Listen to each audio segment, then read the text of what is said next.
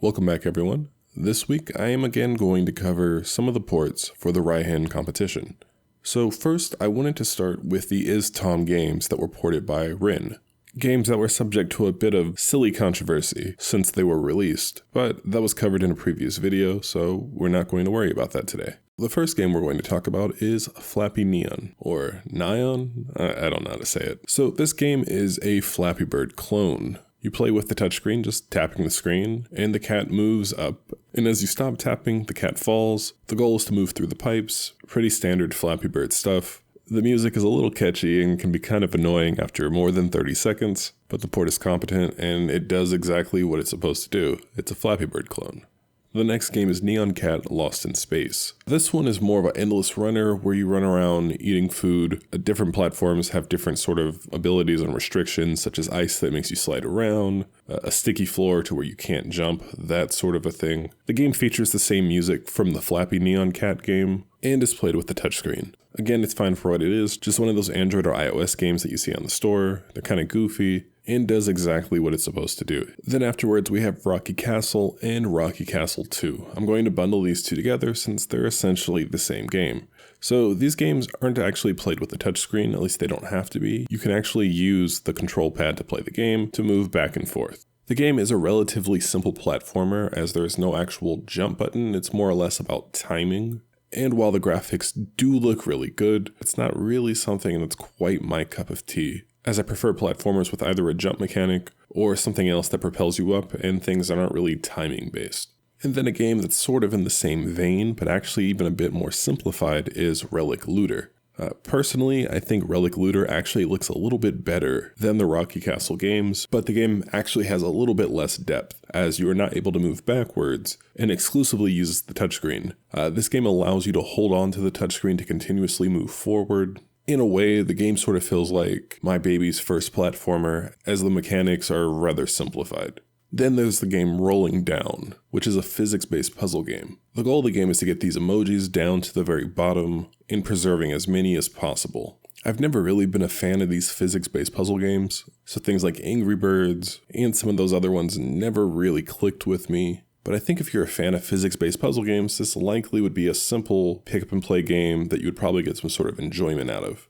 And then we have Cube Blast Match, which is a 3D puzzler where the goal is to destroy specific blocks. Each level has its own objective with its own blocks, and you have to do your best to figure out the right combinations to get those blocks destroyed within a certain set of moves. As far as these games go, again, not really my thing. I'm more of a Tetris, Columns, and Illuminous person. But if you enjoy tapping a screen and destroying blocks and sort of figuring out the most optimal way to achieve the objective, I think this is a good game for you. Alright, so now we're going to get to the games that I actually really enjoyed. The first game is Paper Train Reloaded.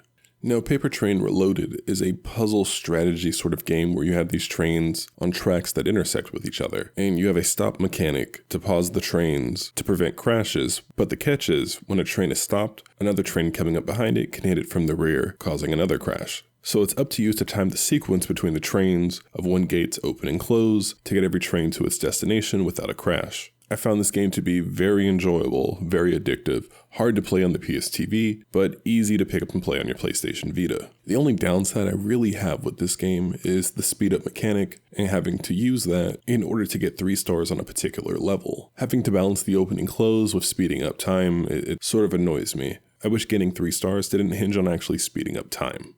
Then we have the game 32 Seconds. Artistically, this game reminds me a lot of Tron. It's a very simple runner style game where you have different lanes, moving your bike down those lanes, trying to reach a checkpoint in time. I love motorcycles, so I think that might be why this game actually appealed to me, and I'm also a big fan of Tron, so go figure. You can rear end the other bikes on the track and cause some destruction. There's an upgrade system so that way you can upgrade your bike to go faster, take more damage, that sort of a thing. Overall for me, it's a really fun game, something that I'll actually be playing a lot more of. And then last but not least, probably my favorite game out of the bunch, Mad Bullets.